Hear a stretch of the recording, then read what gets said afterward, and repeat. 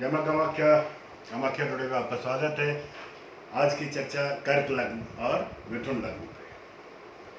आकाश के 90 डिग्री से 120 डिग्री तक के भाग को हम कर्क राशि के नाम से जानते हैं। यह जाना जाता है जिस जातक का जन्म के समय यह भाग आकाश के पूर्वी क्षितिज में उदित हुआ दिखाई देता है, उस जातक का लग्न कर्क लग्न माना जाता है। कर्क लग्न की कुंडली में मन का कारक चंद्रमा प्रथम भाव का स्वामी अर्थात लग्नेश होता है। यह जातक के रूप, चिन्ह, जाति, शरीर, आयु, सुख दुख, विवेक, मस्तिष्क, व्यक्ति का स्वभाव, आकृति और संपूर्ण व्यक्तित्व इत्यादि का प्रतिनिधित्व करता है। इसलिए कर्क लग्न के जातकों के मन को पूर्ण रूप से संतुष्ट करने वाले यही सभी कार्य होते हैं। जन्म कुंडली एवं दशा काल में चंद्रमा के बलवान एवं शुभ स्थिति में रहने पर उपरोक्त वर्णित संदर्भों में जातक को शुभ फलों की प्राप्ति होती है। कर्क लग्न के जातक को मन प्रसन्न रहता है। यदि जन्म कुंडली में या दशा काल में चंद्रमा कमजोर अथवा पाप ग्रहों के प्रभाव में रहने पर उपरोक्त विषयों पर या उनके संदर्भ में अशुभ फलों की प्राप्ति होती है, जो जातक को मानसिक कलेश, असंतुष्टि की प्राप्ति कराता है। अब हम बात करेंगे समस्त जगत में चमक बिखेरने वाले सूर्य द्वितीय भाव के स्वामी होते हैं और यह जातक के कुल, आंख, दाहिनी आंख, नाक, गला, रत्नाभूषण, सौंदर्य, गायन, संभाषण, कुटुंब का प्रतिनिधित्व करते हैं। इसलिए अपने नाम यश को फैलाने के लिए कर्क लग्न के जातक धन की स्थिति को मजबूत बनाए रखने पर अत्यधिक जोर देते हैं। अपने नाम यश को फैलाने के लिए इन्हें धनोपार्जन करना एक मुख्य उपाय दिखाई देता है। अब जन्म कुंडली या दशा काल में सूर्य के बलवान और शुभ प्रभाव में रहने से जातक को उपरोक्त विषयों पे शुभ फलों की प्राप्ति होती है, जबकि कमजोर एवं अशुभ प्रभाव में रहने से अशुभ फलों की प्राप्ति होती है। अब हम बात करेंगे मंगल पांचवें और दसवें, पंचम और दसम भाव का अधिपति होता है। पंचमेश होने के नाते बुद्धि, आत्मा,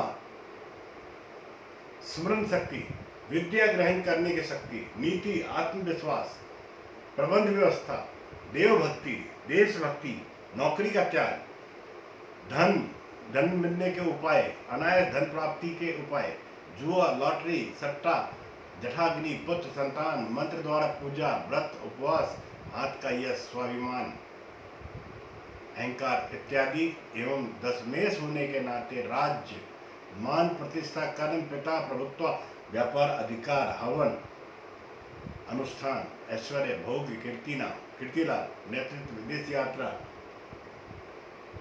आदि विषयों का प्रतिनिधित्व करता है। कर्क लग्न में मंगल सबसे शुभ, अत्यंत राजकारी, राजयोगकारी ग्रह होता है। मंगल के बलवान होने एवं शुभ प्रभाव में प्रभावगत होने से कर्क लग्न वाले जातकों को अत्यंत ही शुभ और श्रेष्ठ फल उपयुक्त विषयों में मिलता है, प्राप्त होता है। और अगर मंगल कमजोर और अशुभ प्रभाव में हुआ तो वांछित शुभ फलों में अत्यंत कमजोर उपलब्धि हो पाती है। अनुभव जन बात यह है कि एक केंद्र और एक त्रिकोण का अधिपति होने की वजह से इस लग्न में अति शुभ हो जाता है। एवं मंगल कितना ही कमजोर क्यों ना हो, कर्क लग्न में अशुभ फल कम ही देता है। अब हम बात करेंगे शनि का, शुक्र का। शुक्र चौथे और एकादश भाव के स्वामी है।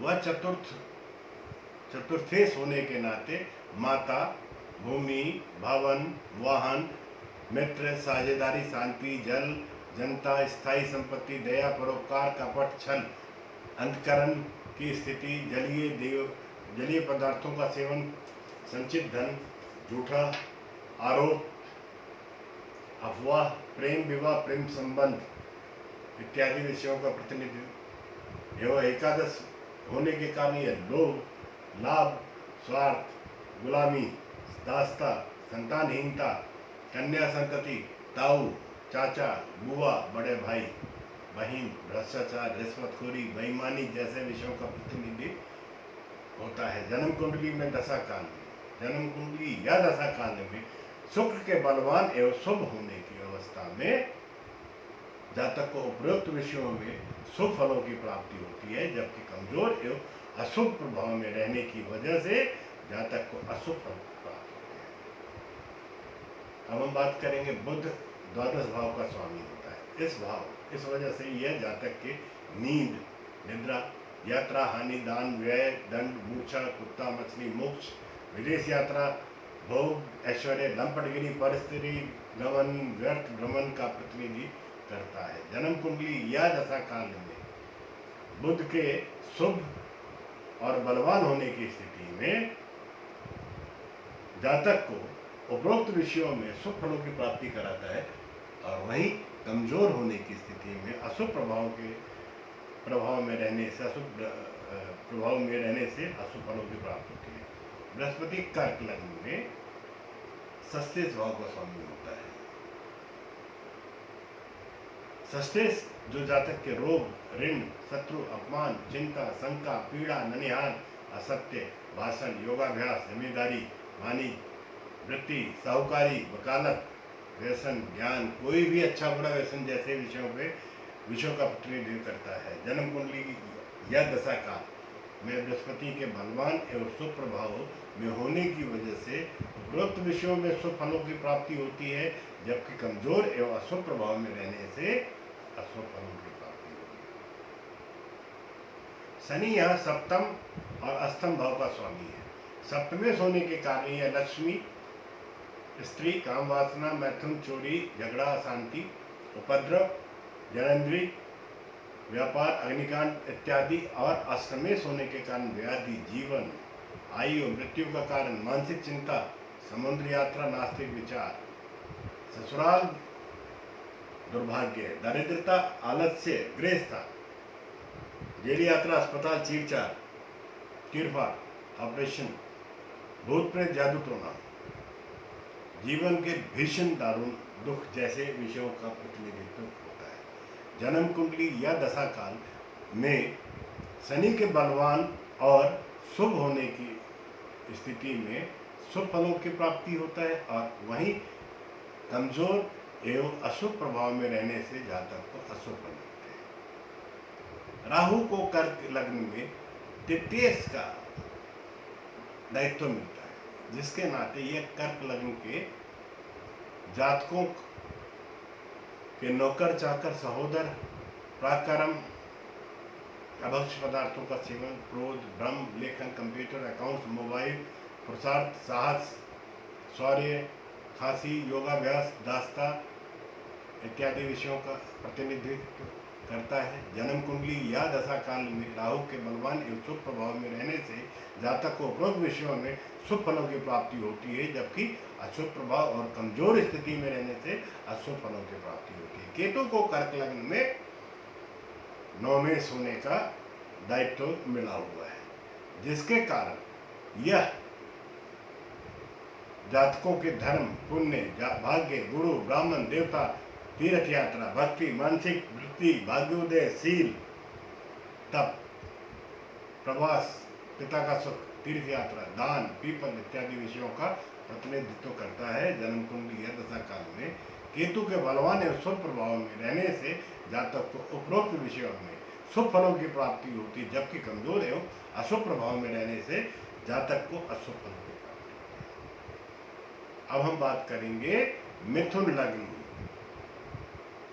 मिथुन लग्न 60 डिग्री से 90 डिग्री तक के भाग को मिथुन राशि के नाम से जाना जाता है। जिस जातक का जन्म के समय यह भाग आकाश के पूर्वी क्षितिज में उदित होता हुआ दिखाई देता है, वह मिथुन लग्न के रूप में जाना जाता है। मिथुन लग्न की कुंडली में मन का स्वामी चंद्रमा यानी द्वितीय भाव का स्वामी होता है।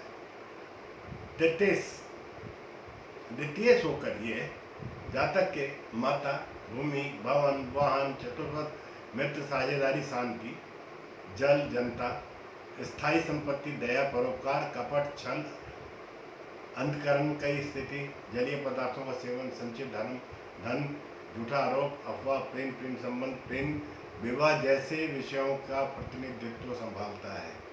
मिथुन लग्न के जातकों के मन को पूर्ण तौर पर संतुष्ट करने वाली ये सारे संदर्भ होते हैं। यदि जन्म कुंडली या दशा काल में चंद्र बलवान और शुभ हो तो जातक को इन संदर्भों के द्वारा संपूर्ण संतुष्टि मिलती है, और पाप प्रभावगत या कमजोर चंद्रमा होने से वर्णित विषयों में न्यूनतम एवं सूक्ष्मता या असंतुष्टि ही प्राप्त होती है। समस्त जगत में प्रकाश बिखेरने वाला सूर्य तीसरे भाव का स्वामी, मतलब तृतीय भाव का अधिपत्य उसको मिला हुआ। नौकर, चाकर, सहोदर, पराक्रम, अक्षव्य पदार्थों का सेवन, क्रोध, लेखन, कंप्यूटर, अकाउंट्स, मोबाइल, प्रसाद, साहस, शौर्य, खांसी, योगाभ्यास, दास्ता इत्यादि विषयों का प्रतिनिधित्व करता है। अपनी यश पताका फहराने के लिए मिथुन लग्न के जातक उपरोक्त संदर्भों को प्रचार प्रसार एवं मजबूत बनाने में प्रयासरत रहते हैं। जन्म कुंडली या दशा काल में सूर्य के बलवान और शुभ प्रभाव में रहने पर इन्हें इन विषयों में शुभ फल प्राप्त होता है, जबकि कमजोर एवं पापगत प्रभाव होने पर सूर्य के उपरोक्त संदर्भों में हानिकारी। मंगल छठे और एकादश भाव, षष्ठ और एकादश भाव का स्वामी होता है।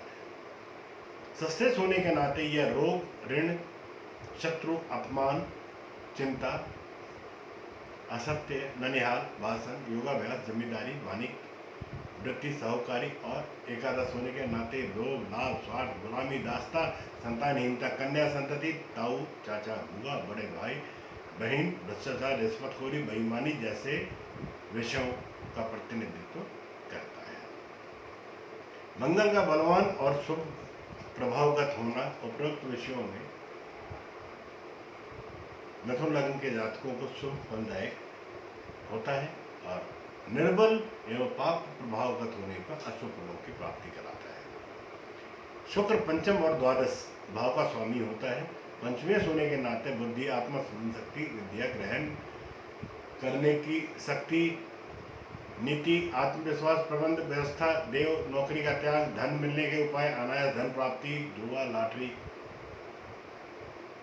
सट्टा, जठाग्नि, पुत्र संतान, मंत्र द्वारा पूजा, यश, उपवास, हाथ का यश, स्वाभिमान, अहंकार जैसे विषय, और द्वादश होने के कारण निद्रा, यात्रा, हानि, दान, जन, व्यय, मूर्छा, कुत्ता, मछली, मोक्ष, विदेश यात्रा, भोग, लंपटगिरी, पर स्त्री गमन, व्यर्थ भ्रमण जैसे विषयों का प्रतिनिधित्व करता है। जन्म कुंडली या दशा काल में अगर शुक्र बलवान और शुभ प्रभाव में हो तो अति शुभ फल प्रदान कराता है, और अगर कमजोर पाप प्रभाव में हो तो उन फलों में अशुभ फलों की ही प्राप्ति होती है।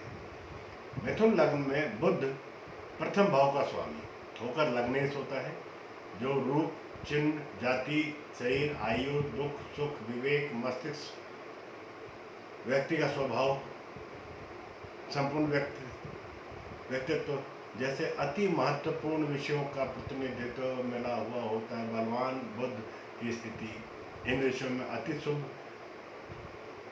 दशा काल में, और अगर अशुभ प्रभाव में कमजोर बुध है तो इन संदर्भों में अशुभ फलों की प्राप्ति कराता है। मिथुन लग्न में बृहस्पति सप्तम भाव का स्वामी होकर लक्ष्मी, स्त्री, काम वासना, मृत्यु, मैथुन, चोरी, झगड़ा, अशांति, उपद्र, ज्ञानेंद्रिय, व्यापार, अग्निकांड जैसे विषयों का प्रतिनिधित्व करता है। शुभ और बलवान बृहस्पति इन विषयों में अति शुभ फल देता है, जबकि कमजोर फलों में अशुभता देता है। मिथुन लग्न में शनि अष्टम और नवम भाव का स्वामी होता है। अष्टमेश होने के नाते व्याधि, जीवन, आयु, मृत्यु का कारण, मानसिक चिंता, समुद्र यात्रा, नास्तिक विचार, ससुराल, दुर्भाग्य, दारिद्रता, आलस्य, जेल यात्रा, ऑपरेशन, चीरफाड़, अस्पताल। और नवमेश होने के कारण ये भाग्य, धर्म, पुण्य, भाग्य, गुरु, ब्राह्मण, देवता, भक्ति, तीर्थ यात्रा, मानसिक वृत्ति, भाग्योदय, शील, पिता का सुख, तीर्थ यात्रा, दान, पीपल जैसे विषयों का प्रतिनिधित्व करता है।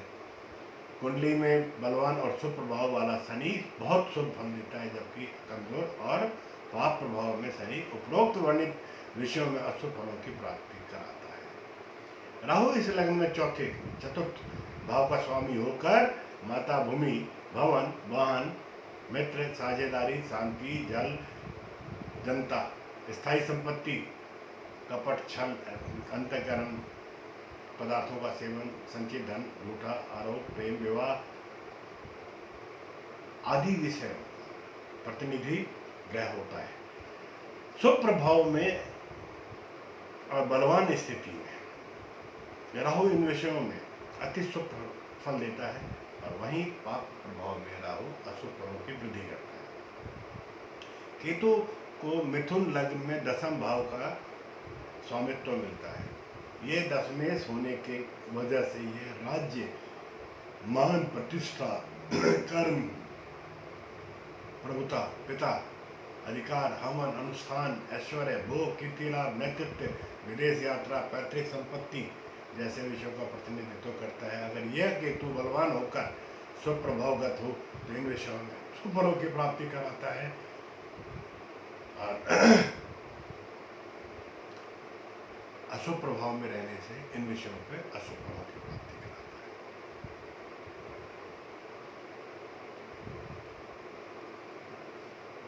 मित्रों, आज की चर्चा यहाँ पर मैं पूर्ण करता हूँ।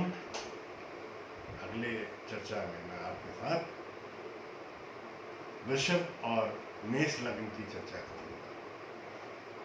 आपका दिन शुभ हो। जय मां कामाख्या।